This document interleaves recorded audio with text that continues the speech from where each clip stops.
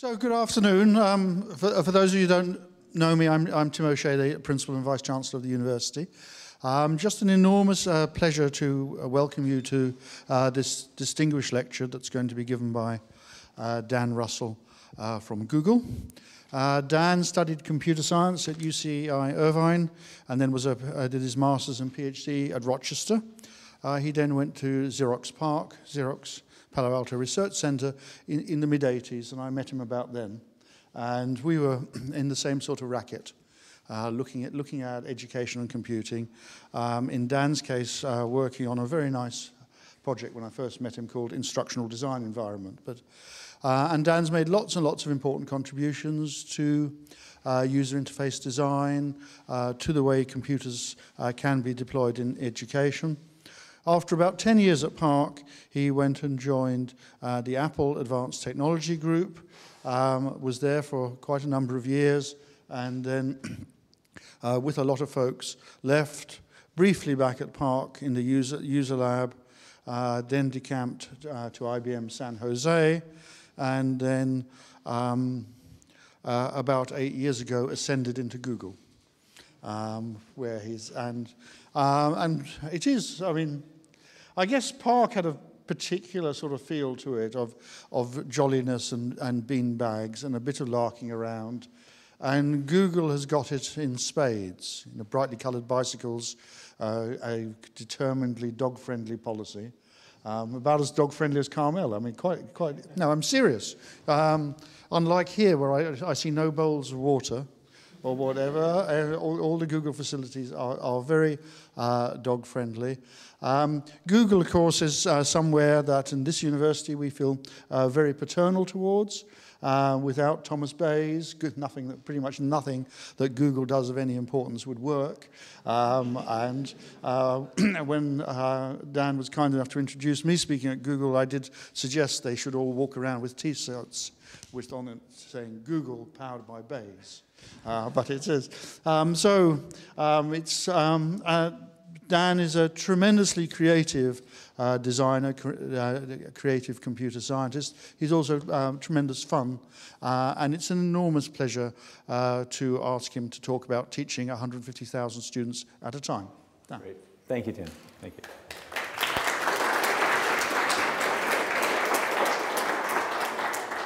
Hearing your introduction, for which I thank you, but it makes it sound as though I can't hold a job. No, it was all with a purpose, trust me. And unlike this talk, which is largely an accidental talk, and I'll explain what I mean by that, but a little bit of background to set the context. My job at Google is to understand how humans, like you, like me, like my mother, use Google. Now, you might think that it's just a matter of typing in a few keywords, hitting return, and watching Bayes do its magic, right? But in fact, there's a lot more to it than that. And so this whole process really started out as an evolution of me asking questions. And it really started in many ways with a story. And here's a little story I have to tell you. My son is a huge basketball fan. He loves Stanford basketball. And if you go to a Stanford basketball game, you know what happens. It's like going to a football game here. There's lots of chanting, a lot of shouting, a lot of singing songs. Well, let me just illustrate this with you. This is the song you hear when you go to Stanford basketball, right? And of course, you can all sing along, right? You've probably done this. You get the idea. So he says to me, Dad, I want that on my iPod. And I work at Google. And I think, okay, what will I do to find this song for him? And I realized that tools like Shazam or SoundHound or one of those will not work because those only work over the corpus of digitally pre-recorded sounds, right? They don't recognize live performance. Okay, let's think about the lyrics. What are the lyrics? Ooh, ooh, ooh, ooh, ooh, ooh, ooh. And I think a lot, and I think, you know, how are you going to search for something like this? And I tell my son, look, it's hopeless. Give up. Being 16 years old, he completely ignores my advice and types in the following query. I'm happy to report that the #1 hit is, in fact, that MP3 file, which he now has on his iPod. So what went wrong? And this is what really leads to the genesis of my work, which is what goes wrong when you do Google searches? What goes right? How can we improve that sort of matching between what you expect and what you can do? So my son didn't know ooh is a crazy query, right? I know about information retrieval, I know about precision and recall, and that's not going to do it, right? That's a single term repeated multiple times. But here's the problem. Diagnosis, in psychological terms, I was functionally fixated. I knew the mechanism. What I hadn't appreciated was the role of luck, and in particular, that the underlying web corpus had changed. It had changed to include all these QA sites, all these question answering sites. So he wasn't the first 16-year-old boy to ask the question, ooh song. There were roughly, 10 million kids in front of him. And that all goes into the machine learning algorithm. It increments some values here, and the system gets smarter. I didn't know that. I didn't know that. What went wrong? So in a nutshell, what I've been thinking about recently is this notion of Informa See. Now, Informa See is by extension from literacy or numeracy. It's you understand information as a real thing, as a tangible substance that you can understand and deal with and use in hand-to-hand combat if necessary. So the idea is you understand, for example, what an index is and what a sort order is and what a filter is and the role of metadata. And you understand the structure of information out in the world. Now, I didn't understand about these question answering sites. My son got lucky, truthfully. He didn't know about them either. But he just typed it in and tried it. So let me show you an example.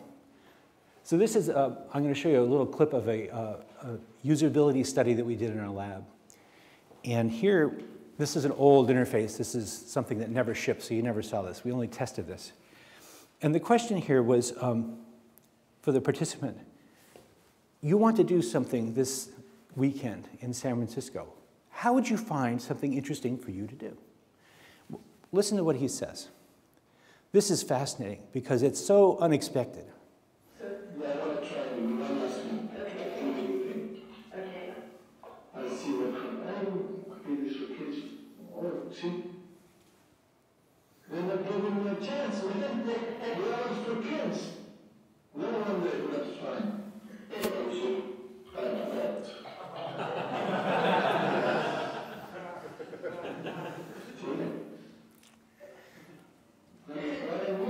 So it's really hard to search for these things. So the question for you is, why is that funny? Does he not know the internet is for porn? More seriously, he wouldn't have done that in my lab if he had expected the results that you expected, right?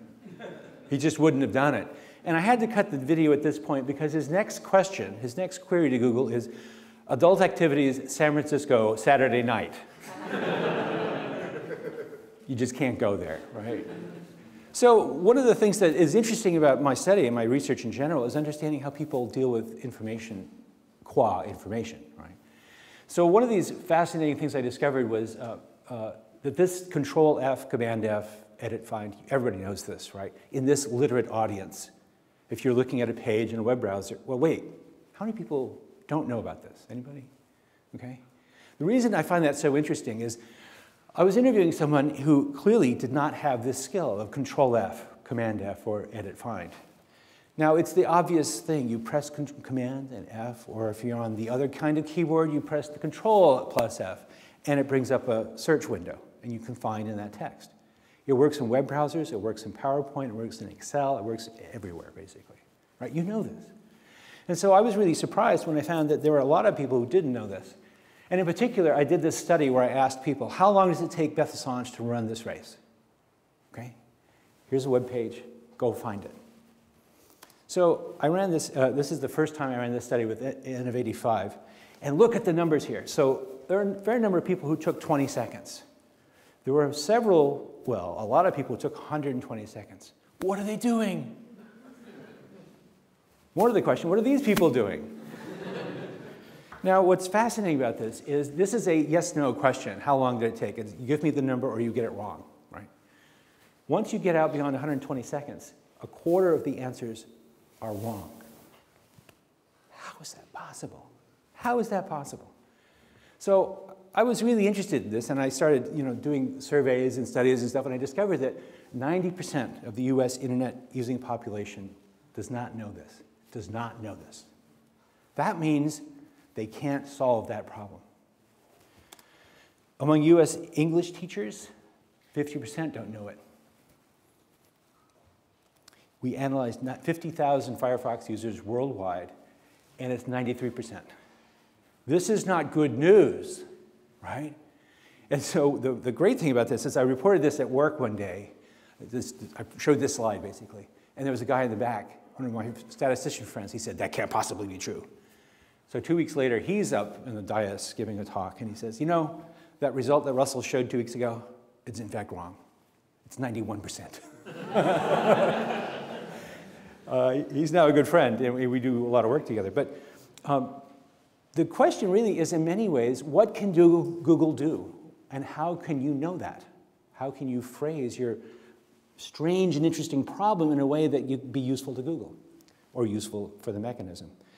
So I write a lot in my blog, and I ask questions like this. Not where is this building, but what's the phone number of the room where the photographer who took this picture was?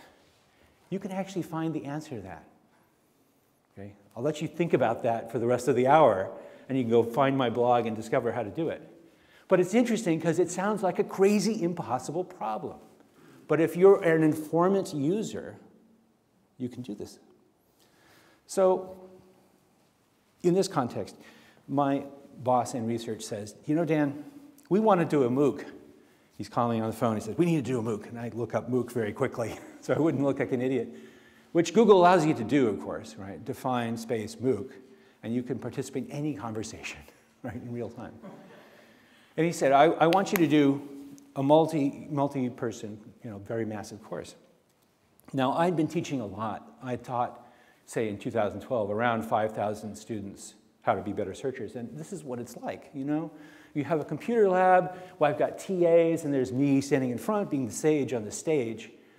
And, I thought that was great. I also know that, I watch people these are all people in their real work settings or their real home settings, and I know how they work. And so I'm trying to extrapolate and think, he wants me to teach how many people? And I imagine a scene like this for a massive course. But that's, of course, not where we're headed with this. So the goal became, how can I really teach search more effectively to a large number of people? And, well, the needs are pretty straightforward. Search is really a simple tool to use. It's actually not complicated. But there's a lot of stuff you need to know, right? And so what we want to do in our class here is communicate what's possible to do and do it in a way that's transparent and straightforward and so on. Now, in talking with my boss, he said, why don't you do 20,000 people? I said, that's good. Just do a little over 20,000 people, and we'll hit our number.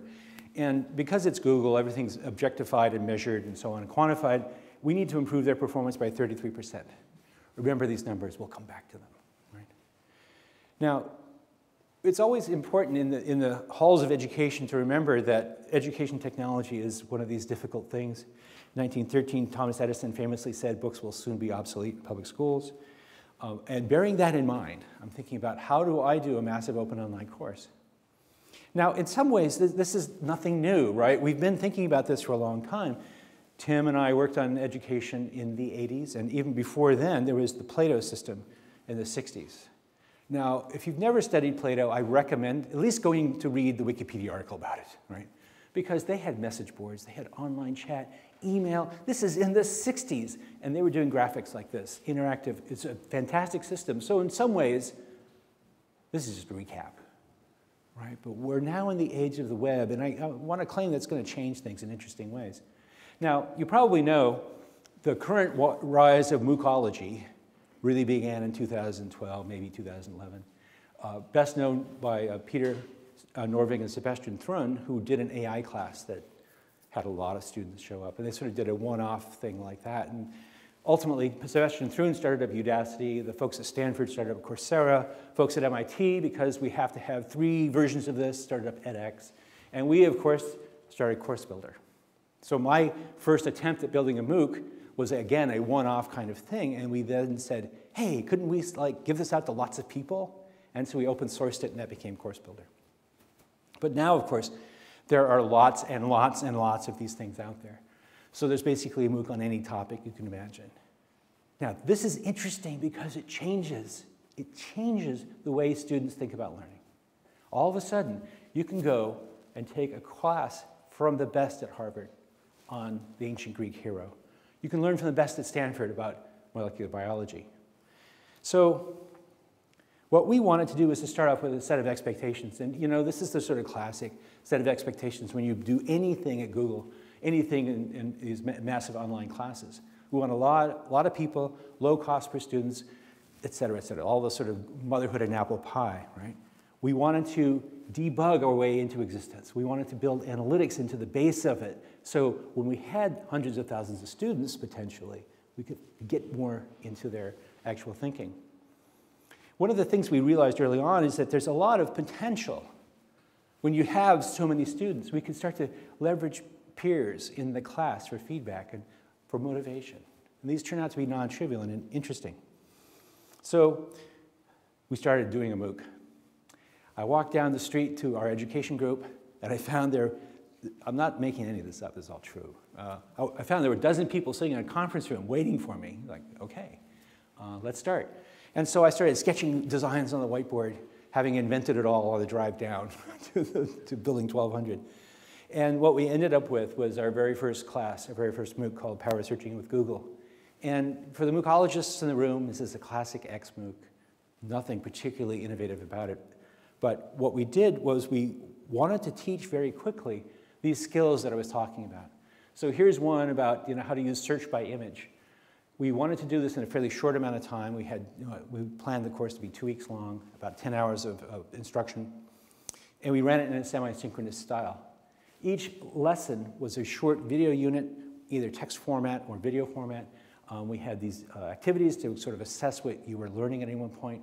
So any particular chunk of it was not long, 5 minutes max.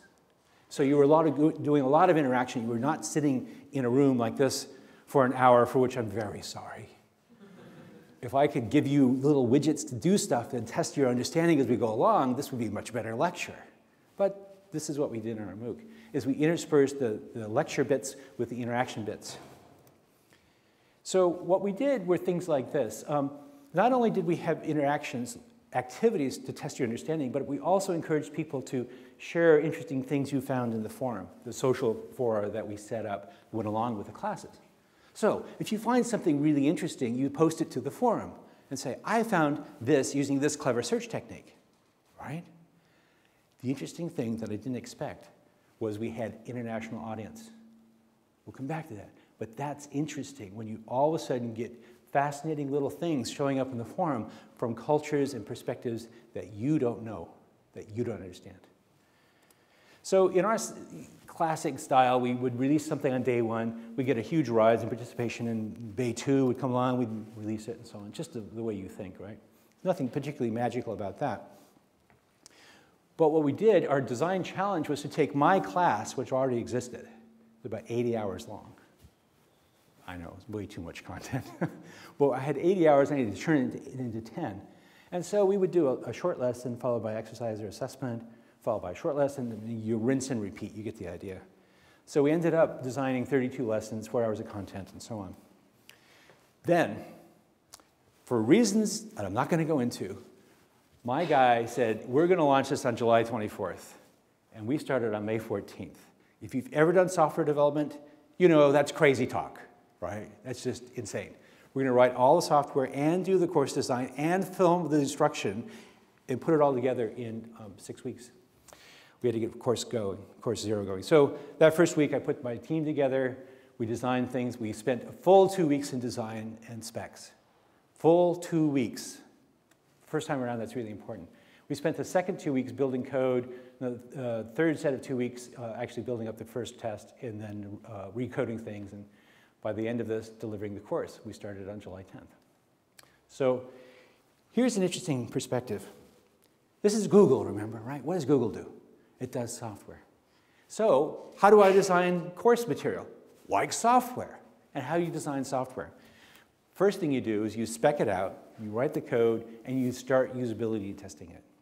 Let me ask you, how many times have you been to a class where you wish to God that the lecturer would have usability tested it, right? We actually usability tested our stuff. And in fact, what you're seeing here, the people in the circles are my TAs, who are, and everybody else is a real student. And this is version -1. So we actually go through that. We then sat together afterwards and sort of shook our heads and said, oh no. But we fixed all the bugs, and we actually started a bug list, the classic sort of issue tracking software. We went through, checked flow, writing, concepts, and then we did it again. Does this sound familiar? This is software development, right? Usability testing. So if you build a MOOC, you've got to usability test it. You've got to do that, okay? So our goal, even though I agreed with my boss that we only needed 20,000 people, we actually wanted to make sure we could work with 100,000 people. So that required a few things, like getting a clean visual design work on all possible browsers, which is non-trivial, as you know. We needed to be internationalizable. We needed to work with all our current extant software. The second big challenge was to take my pre-existing content and refactor it. Does that sound familiar? That's software talk. I'm going to refactor my code, my content. I'm going to refactor it from these large hour-long blocks into these tiny 5-minute units. So I'm going to take something like this and turn it into these little video modules. It's not just divide every 3 slides. That doesn't work. You actually need to refactor it in ways so that the arc of the story goes from the beginning to the end, even though you've got these tiny little chapters. So we had to do this and reconvert this, and we had to keep in mind that every media type, every little story I was telling had its own kind of genre, had its own little way of being expressed at the best. So we had each of these units to stand on their own, and each had to feed into that longer story arc. Well, we also wanted this community because we knew that social factors were going to be important, because realistically, a great class is a social class. So we wanted to, for example, have one group, one of these social units, a forum, per lesson topic. We added content like that one you saw to drive people into the forum to actually add interesting ideas. We set up a community of TAs to provide 24/7 support, which realistically meant I had TAs in India, Google, and a few in Dublin, and a few in Mountain View, California. And they split up the world into 3 time zones, and they didn't sleep much. We also wanted to set this up so questions would be answered quickly. And that was our expectation going in. We wanted a service level agreement. We're talking education. When was the last time you had a service level agreement for education? What a good idea, right? So we set this up, and then we started the class, and there were things we did not expect. For example, 1/3 of all the finishers joined in the forum. They added content, in many cases, substantial content. 7% of everybody posted in some form somewhere. And a significant number of questions. This is really a key point. A significant number of questions posted to the forums were answered by students in the class, meaning my email box did not overflow instantly. I actually only got like 10 emails in this entire class. My TAs were there, they were answering questions, but it turns out they got to sleep more than we expected because the students were answering each other's questions. Right? We also discovered some things we should have known about and we couldn't have discovered through our usability tests, like I did not know that there's an imperial tablespoon. So one of the questions is how many tablespoons are in a quart, right? Well, it turns out your tablespoons are different than my tablespoons, right? Sorry. But a bigger problem was the language issues, because English, as you know, is a common tongue that's not shared by many people. And we got questions like this. True story. When you say the assignment is due on July 31st, you don't mean due, do you? When a baby is due on July 31st, you don't mean it's going to arrive. And I'm not making this up. These kinds of issues come up a lot, right? For people for whom English is often a 3rd or 4th language. So we're starting to think about how do we analyze when we're succeeding, and I have two interesting metrics. One, when they set up Facebook groups that you can't get into for your class. This is a Facebook group that I thought I could get into, but they said no, I couldn't. I wasn't allowed to attend. I couldn't be a member. The other great result was when this particular website came up, which is a complete copy of all the test questions and all the answers and all the videos, and it's on a well-known pirate-based site. Okay? When they steal your content, you're doing something right. Okay? So we're thinking a lot about this, and I'm really happy with this first class, because this is the curve of the amount of improvement per student. So the way to read this is we had 22,000 course completers from that first class. 157,000 people signed up. 22,000 finished it. And this is the distribution of improvement between the pre-test and the post-test. Okay? So take the post-test score minus the pre-test score, and that's the delta. This is the curve of that, right? So a few people improved 100%. Great. A few people improved 50%. Most people, the mean is 40, 40.1. But here's the thing that killed me when I first plotted this, because I thought I made a mistake, is that little bit right there.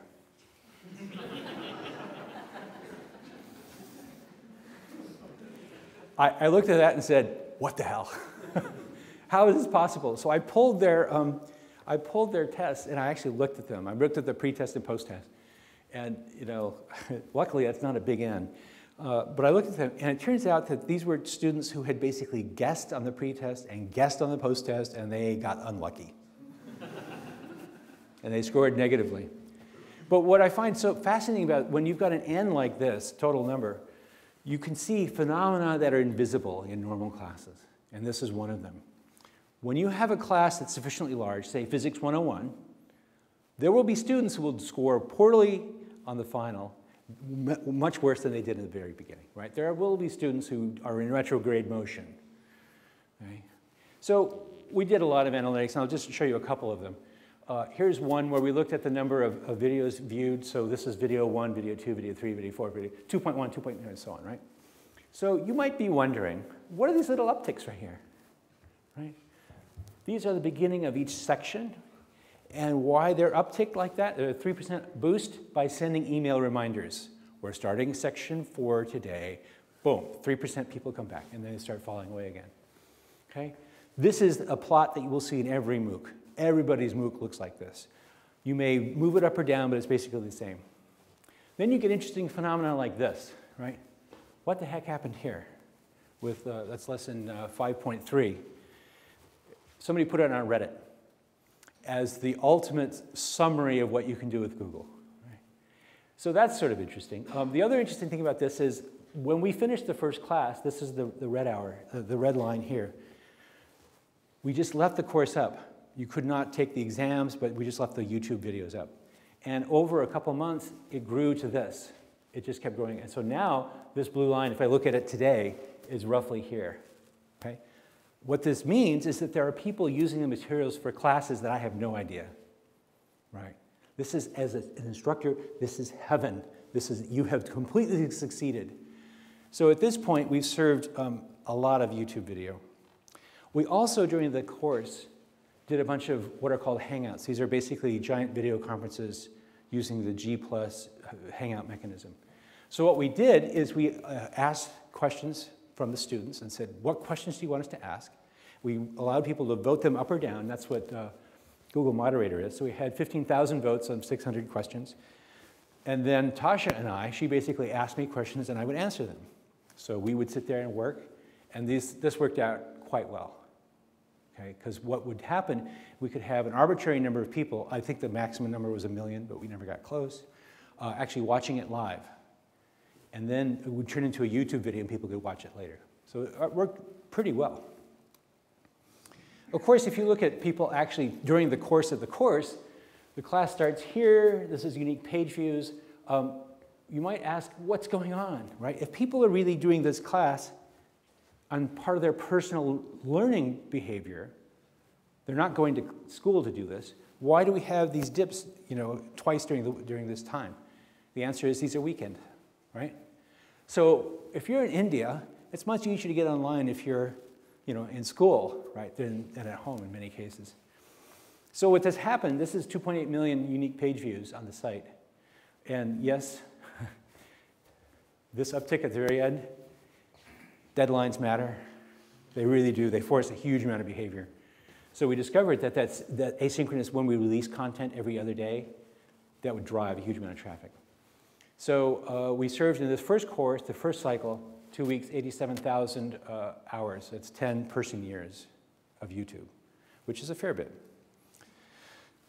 People invested, we had 33% from the US, which surprised the heck out of me. This is the first class. I'm going to tell you about 3 classes.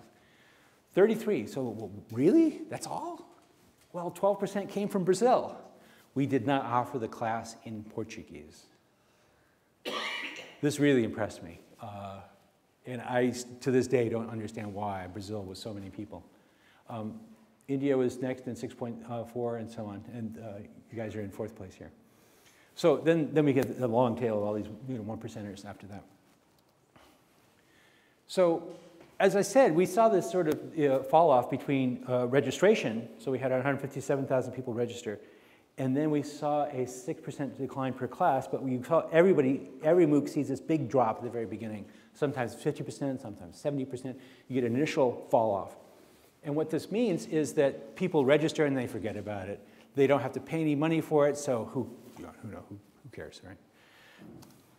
So what this means to me is that a more interesting metric is what I'm calling FCCR here. FCCR is the first course to completion ratio. That is the number of people, I don't care how many people signed up for your class. It doesn't matter. 2 million, doesn't matter. It matters how many people came to the first class. They showed up. They did something, right? And then the ratio of that number to the number of people who completed the class, that's actually interesting. Because you know they at least did something once.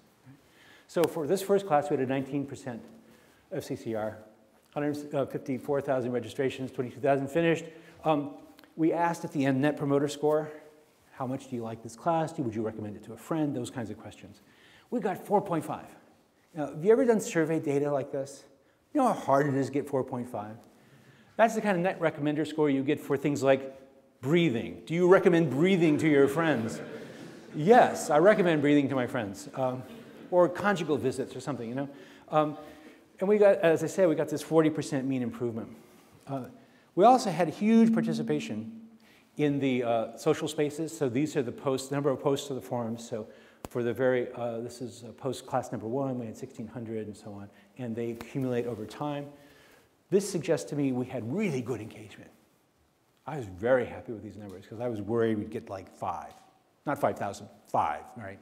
But it actually worked out quite well. And here's part of the reason why. This is what one of the forums look like. This is for the very beginning of the course. So it's basically how to do these things. You get this kind of threaded discussion. This is fascinating. And I wish I had better analytics for you, but I'll show you a couple of interesting cases. First off was this one. So someone asks this question here. When can we see assignment 2?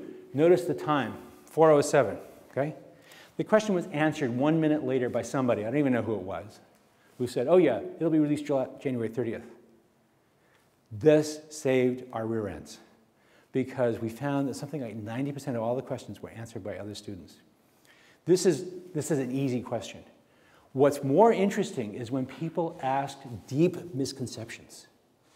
They would ask questions like, well, how does Google actually figure out the answer? And the interesting distinction is I'm an expert in this, and I've worked on it for so long, I cannot see the beginner's perspective. But another beginner who's struggled recently with that information can explain it really well. So we got this fantastic mutual aid society where people who were just as lost yesterday are explaining to people who are lost in the same place today what's going on. Okay? They're the best instructors because they're in the same position. I'm too advanced. I'm too pre-compiled. I'm useless to them. Here's another interesting example where a person asks a whole question along here, and the answer is in Arabic. And I puzzled over this for a while. And I thought, what is going on here? And so I dug in a little bit, and I sent them both messages. And I discovered that this guy knew that this guy was a native Arabic speaker, right? So he shortcut the whole process. He answers the question in a way that gets right to it and just answers this question. And then you get things like this, where this guy, Michael, was a huge help to us. We also had a number of people kind of rise up out of the murk and become superstars, right? This happens in every class. But when you've got 100,000 students worldwide, all of a sudden you've got a lot of superstars. And they're the lifeblood of a class like this. Which brings up a really interesting point, an interesting question. What's the ideal class size? Is it 15? Is it 30? Is it 30,000? Is it 50,000? And honestly, I don't know. Because when you get to this size, you're getting an effect like this, which you probably don't get in a class of 15, or it's a different kind of effect. A kid in Malaysia has a misconception. Another kid in Malaysia can answer that question better than I can. So this, when you're actually working with highly heterogeneous groups, is an extremely interesting effect. So if you're going to design a MOOC, and I know some of you are, first off, expect to iterate. You are not going to get it right the first time, the second time, or maybe even the third time. Now the software, maybe you get the software from Coursera, or Udacity, or edX, but you're going to have to iterate on the software and the content, right? Trust me, it's like designing a survey. The best advice I ever got about designing a survey is write the survey and then give it to somebody who's not your friend, a colleague down the hall. And they will tell you stuff, misinterpretations that they will make that you had no idea. No idea. And the same thing goes here. You will write stuff that is as clear as glass. It is the very model of clarity. And it's completely uninterpretable to that kid in Rio de Janeiro. Count on the community effect. As I said, in this case, the community effect completely supported us. So my TAs got to sleep, and now we're going to run this class again near term, and I expect to run it with 2 TAs. I expect over 100,000 students. That's leverage, right? I hope I can just go sit on the Riviera and enjoy the sun and let my TAs run a class of 100,000. But you see what this means, right?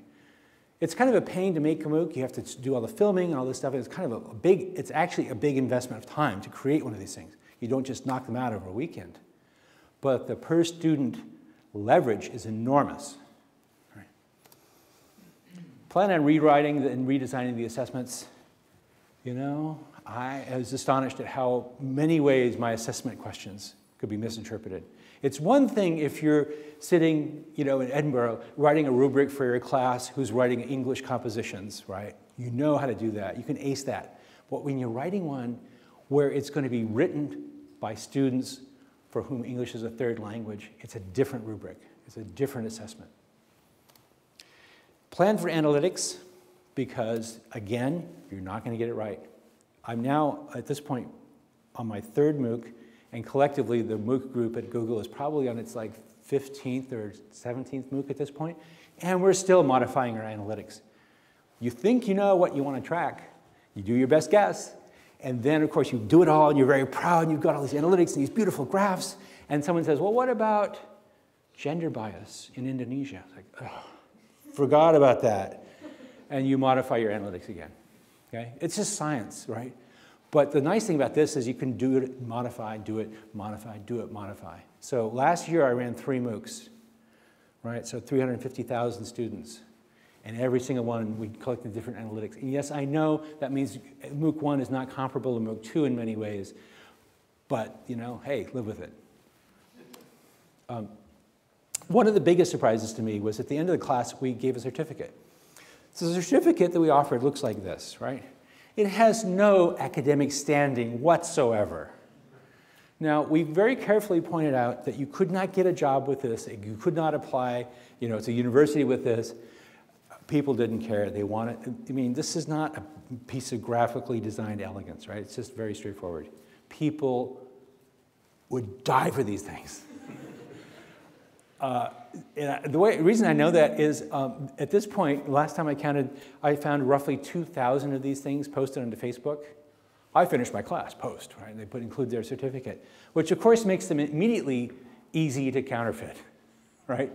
You just grab it, do a little Photoshop, and you're done, right? So there's no real standing for this, but it didn't stop people from really, really wanting these things. So we did that once.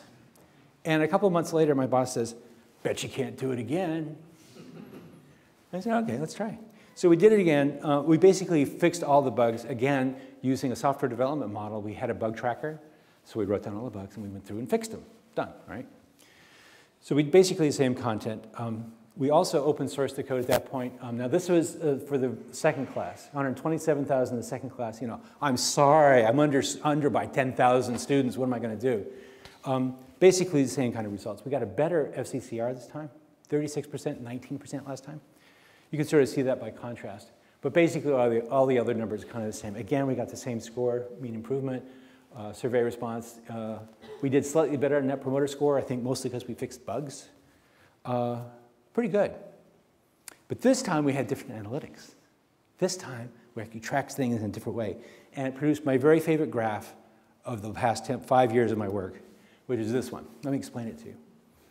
So we ran the course so this light blue part is, we started on September 23rd, and we ran it for 2 weeks till middle of October. Now what we did is we defined an analytic that measured how many sophisticated searches. This is magic, I can tell you about it later. They basically measured how many sophisticated searches you were doing. Okay? When you logged in, you could opt into my study. And the opt-in was, we can track you for 2 weeks pre, 2 weeks post, and 2 weeks during, 2 weeks post. And we can measure how sophisticated, and we would aggregate that data anonymously. Okay? So this is nice. It's a beautiful method. So this red score here is hovering around 0.4, is the advanced search score for these people who entered the class, who registered, right? So they're bobbling around a little bit and so on. And they enter the course, and the first couple of days, nothing much happens. And then they start getting into the advanced material, and their score starts rising. Now, ignore the red for a second, I'll come back. So we had a little data loss here, but what happened was that these people went up to here, which is fantastic. So we are completely winning. They are performing much, much better. Their searches are much more sophisticated, okay? Now, they're up here. They're at like 1.4, so we've basically quadrupled their score, right? Isn't that what you want in 2 weeks? You quadruple your students' chemistry knowledge? Hey, not bad. So we get up here. They're operating at 4 times their base performance. And yes, they start getting worse. But when they stabilize out, they're here at 1, maybe 0.9, so we basically doubled their post-class behaviors, okay? Now, what are these red people? These red people are the people who started the class, did something, and they got to like here, and they stopped doing anything. They basically walked out of the class. So these are the people after the big drop-off who did not complete. And they, guess what? They go right back to where they were, okay? No improvement. So if you drop out, you don't learn anything. Big surprise, right? But what's nice is I now have solid evidence that not only do they get better during the class, but they retain that knowledge for 2 weeks post-class. Yes, I would love to test them now, but no, I don't have their user IDs. I can't. We had to delete it. Okay, so what's the blue line? This is everybody else in the world. Okay? So what this tells us is that the people who register for the class are already 4 times better than the hoi polloi. These people are already much more sophisticated. So if you signed up for my class, you're already pretty good to begin with, but you got a lot better. I doubled your knowledge. Okay? That's great. I love that graph. Well, we built, like I said, the Course Builder MOOC platform, open sourced it, and Sailor.org used it to do Mechanics 1. And when I last looked, there were about 100 Sonon classes built on Course Builder. So if you were interested, there's, I'll give you the URL in a second. Uses a little bit of open source familiarity. You got to write some HTML. You got to write a little JavaScript. You can get something up and running in about an hour. There's what it is. And right now, if you run it for roughly 300 students, you develop a course. 300 students are free. Don't worry about it. It's covered in App Engine. When we ran it for 150,000 students, about $20 a day for 2 weeks. Do the math, right? That's cheaper than any textbook. And that's for 150,000 students, right? So pretty effective.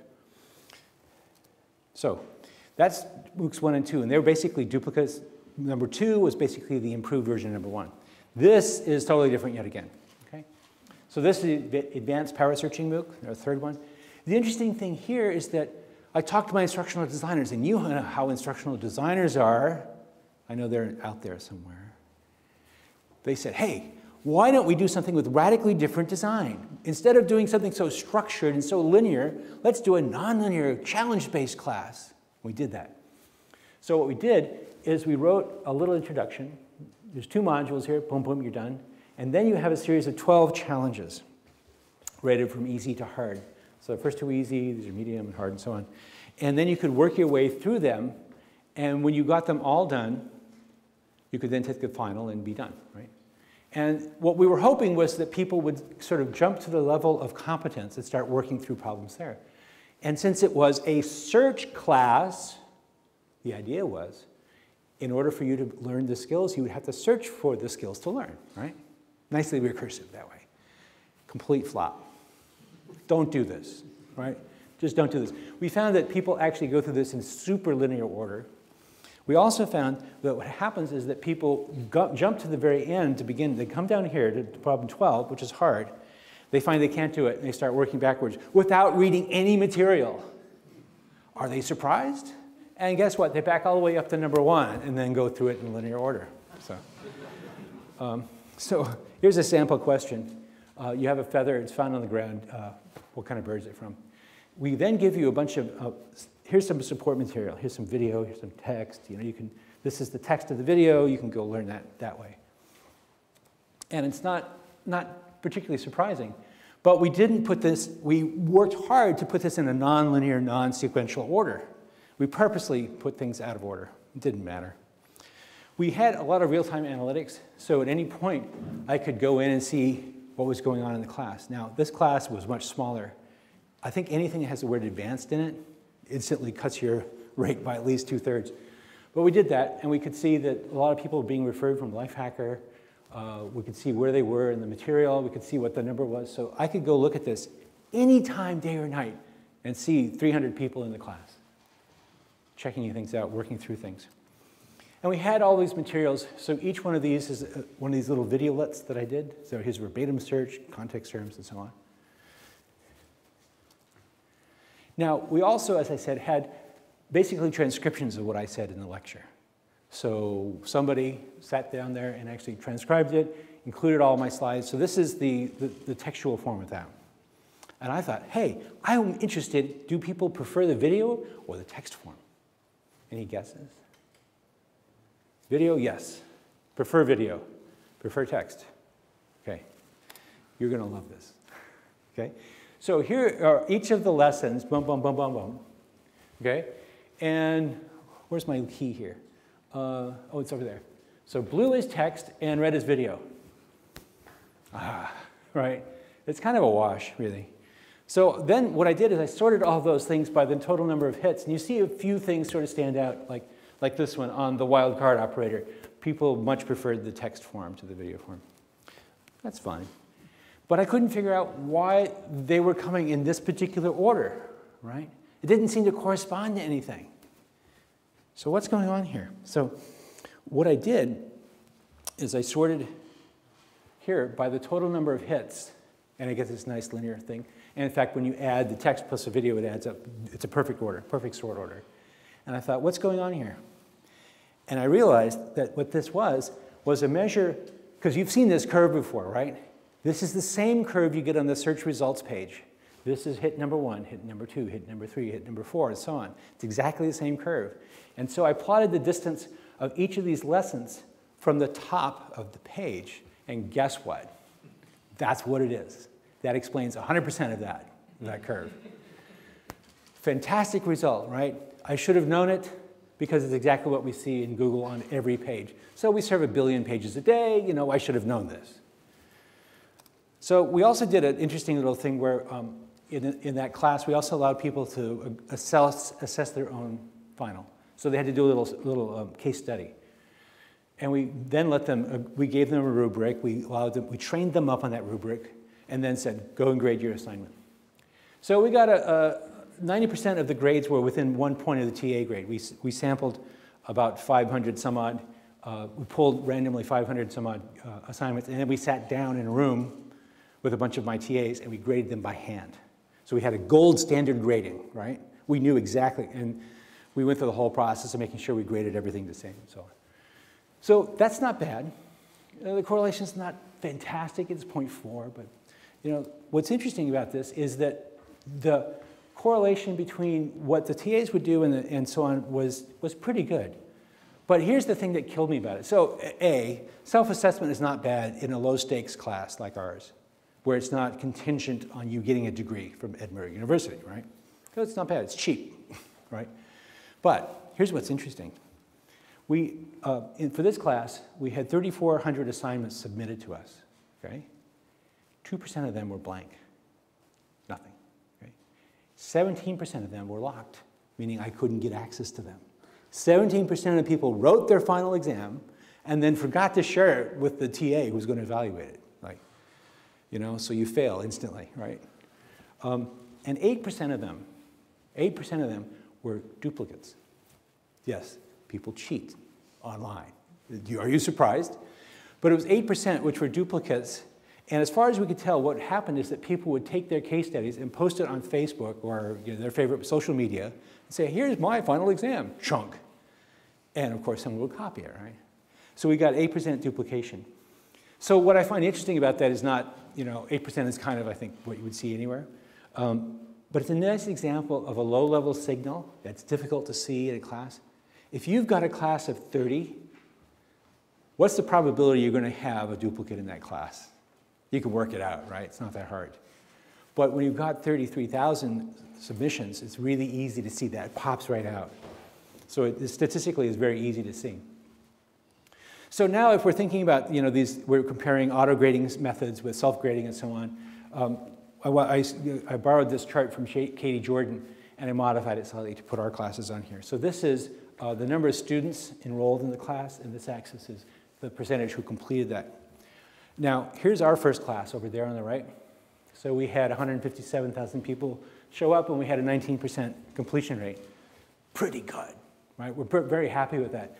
But the second one is even better, because we're off the chart, literally. So our completion rate, once we debugged the class, remember what I said about usability testing? Let me say it again, usability testing, good idea, do it, okay? We basically almost doubled our completion rate. But then we did the advanced class, and we ended up over here. So this is an intrinsically harder class. It had a lot of instructional design of nonlinear, challenge-based kind of design. And when you put all the statistics side by side, we have this 19% going up to 36%, totally new class. I'm depressed. But on the other hand, I also had 1,600 students finish that class, including a lot of librarians, professional information people. So one of the things we discovered in our post-class surveys is that there's a lot of exogenous factors at work. The course can be fantastic, it can be compelling, it could be just brilliant, and a kid gets sick, I can't finish the class, right? This happens in school, but the diversity we have of age ranges and employment practices and all this makes our students different and non-comparable to the University of Edinburgh students. When you have a student here, they're here. This is their life, right? These people have other lives. And as a consequence, when we went through the surveys, we found a lot of the reasons people dropped out was, I got transferred, my wife got sick, I had to move, whatever. We also really have this a notion of content as software. So we developed a lot of these traditional software practices over to education content, and I recommend some of them. The iterate and test, debug, refactoring, all of that. It's a great idea. And one of the things that's fascinating to me is just this social factor. I completely did not expect it. And it became critical. I realize now that a lot of education is inherently and deeply social. And when you can support sociality at this scale, you have a different kind of effect. And that's kind of where I want to go in the future, is to understand that more deeply. I think Thomas Friedman had it right when he said, the MOOCs change the world when the outstanding becomes so easily available. And I think the challenge for us as a whole is to be able to figure out, how do we become a uniquely distinguished factor in this larger equation? For example, how does the University of Edinburgh supply MOOCs that are of unique value? The world does not need Calculus 101 again. There are a lot of those out there already. So how can you fit into this larger ecosystem? Because that's what this is becoming, an ecology. So my charge to you is really to think about that, and think about the ecology, and also at the same time think about becoming informant. Okay? It's not enough for you to be numerate anymore, or literate. Becoming informant becomes now realizing that you're going to be taking online classes or something like it for the rest of your life. Now, for this audience, you already believe this. It's not a surprise to you. For the rest of the world, this is a deep surprise. Right? We have to understand these changes in your information ecosystem. I work in computer science, and I went to grad school and I graduated in 1985. Everything I've learned since then has changed. Almost everything has changed. So you have to understand not only is our field changing, but the underlying basis of our information retrieval world is changing too. Remember the ooh example? I didn't expect that the world got smarter because of QA sites, but it did, right? So we have to be aware of these things. So an easy way to do this is to think about planning your education, right? And also do things like subscribing to newsletters or blogs, and I'd recommend mine. I discuss this all the time. And understand how to use the resources you have. So one way to do this is to play a serious game, and here's an example. This is a game that I have. It's called the googleaday.com. So I started this a couple of years ago. And basically, every day asks you a question like this, and then you get to answer it. The point is actually not to teach you trivia, or astronomy in this case, but to teach you how to search in a new way. In my blog, I show you how to solve problems like this, and there's the where's the photographer standing problem in the upper left corner. So I think what this means for us is that we're not about to drop this notion of online education, but we as a society, as a culturally embedded learners, need to think about not only understanding how MOOCs work and how to build them, but how to become informant ourselves. Thank you very much.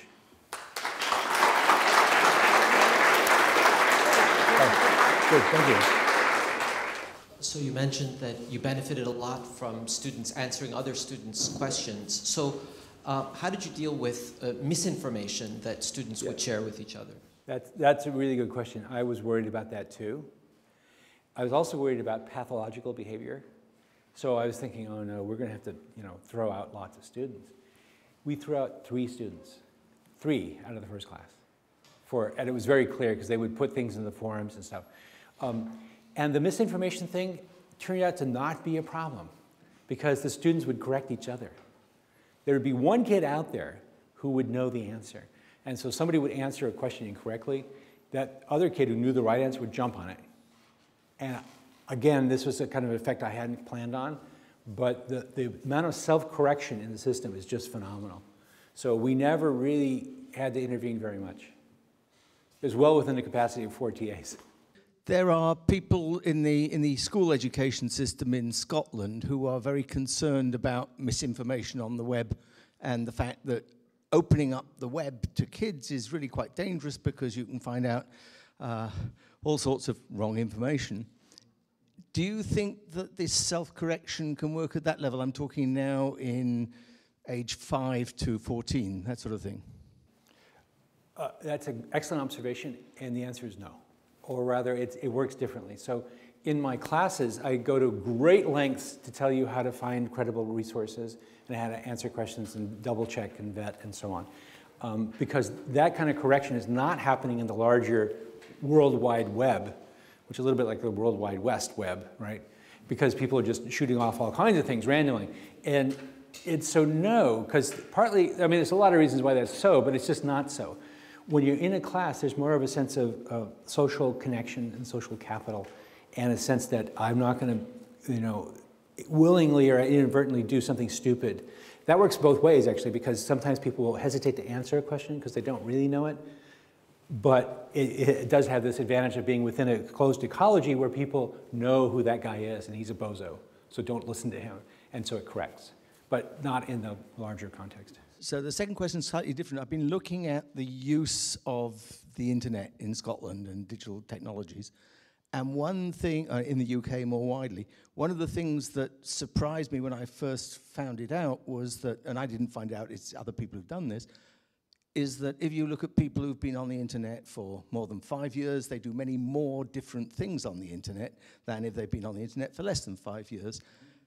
And so they're getting less value out when they first start than they are later. One presumes that's the case. Is there anything one can do using these sorts of ideas to help speed up that process of learning how to use the internet effectively? I've tried lots of ideas over the years. The most efficient one is taking a class, and you can take mine, you can take someone else's. But just taking a class like this or some other online education thing is the best way to do it. I like mine, but there are other good ones out there as well. But no, there's no other magic fairy dust that I can give you. Yes. So you touched on the issue of universities as a whole. So I'm wondering, what should universities be doing, once you don't have to be a lecturer anymore? I mean, what service is the university going to provide? I mean, I have some ideas, but I'm interested in your ideas. Well, we were chatting about this a little bit just before lunch today, and through lunch. And I know there are some prognosticators about MOOCs who believe that MOOCs are going to destroy the university as we know it. And basically, it's going to be a kind of shattered landscape of educational, school that's left. And I'm not sure that's true. I don't think so. I think the university has a different role slightly, but the value of being here, the value of actually, being able to now go out and have wine and canapes is a substantially different experience than you can have by sitting, alone in an internet cafe in Hyderabad. It's just fundamentally, qualitatively different. So I think that the university will continue in its residential role as an important player. Things will shift though, because why would I want to sit in a calculus 101 class with 500 other students when I can do the same thing much more efficiently in my room? And perhaps we revert back to the classic tutor model, where you then meet weekly with one person or a small set of people, and you have those kind of intimate discussions that used to be the hallmark. So it's interesting. I think, I sort of suspect that the university is going to be a more interesting place in 5 years. So I don't think it's going away. So here in Edinburgh, we are having a lot of discussion about what's the goal of university and actually our institute. And some people are focused, for instance, on assessment instead of actually, teaching.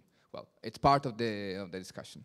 So my question is, if we are going to reach the point where we're going to use MOOCs on a layer scale, how would you solve problems like plagiarism or the problem with assessment that comes with that? Assessment is one of those big, hairy, interesting, rich, complex topics. With respect to plagiarism, there's an easy technical answer for that, right? I mean, I can build a plagiarism detection tool, and we can do a good job with that. That's not particularly hard.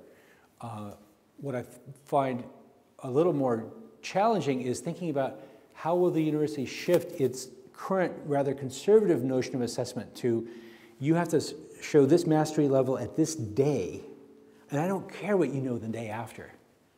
That seems kind of crazy, because you know what happens, you probably do this, right? You cram for the study, for the exam, right? No one ever does that, right? And we know from education work, that's a terrible way to learn, right?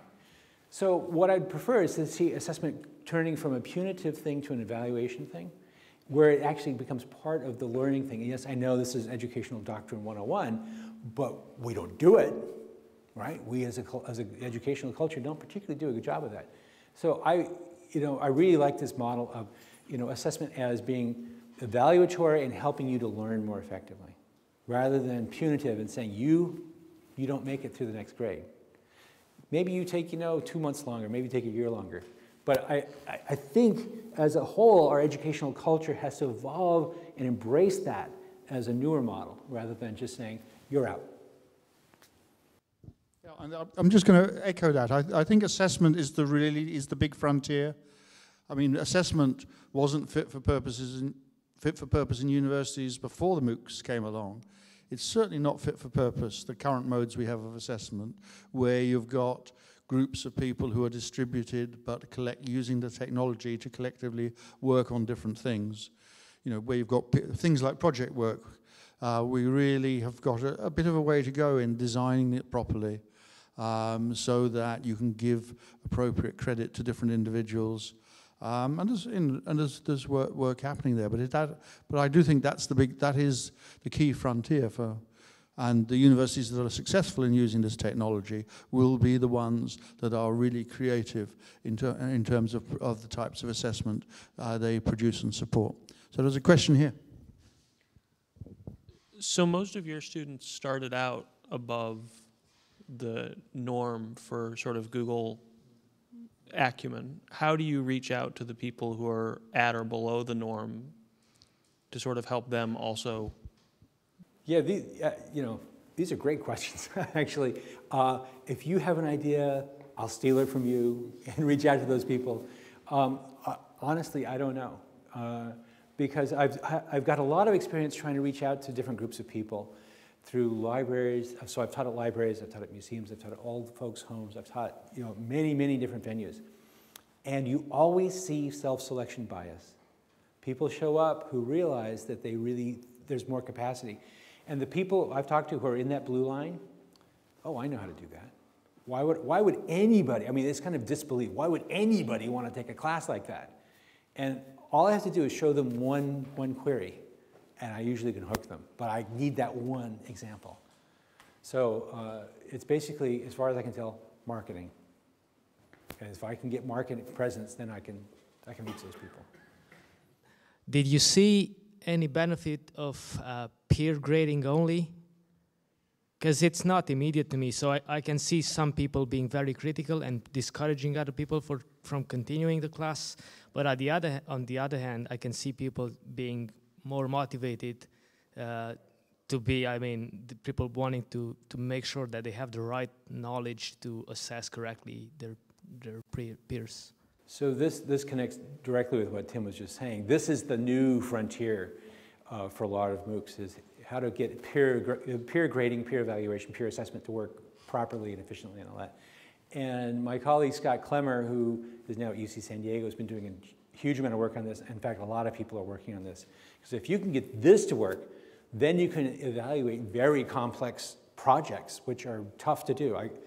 People are working a lot on auto-graders, like to take a chunk of Python code and say whether or not it functions correctly. But as you probably know, that's a really hard problem, right?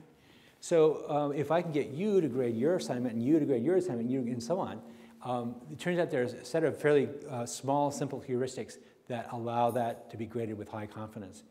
A few other folks at Stanford are working on building models, Bayesian models, of how the grades are going, and then running the model against the peer evaluation and predicting whether or not it's an accurate assessment.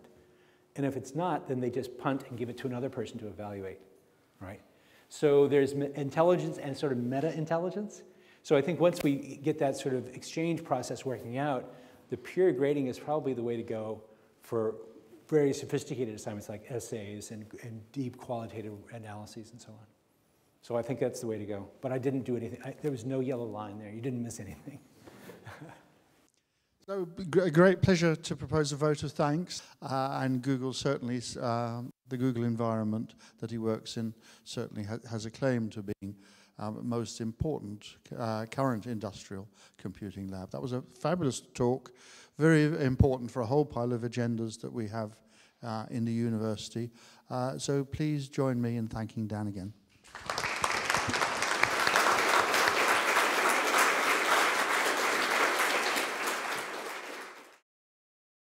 This production is brought to you by the University of Edinburgh.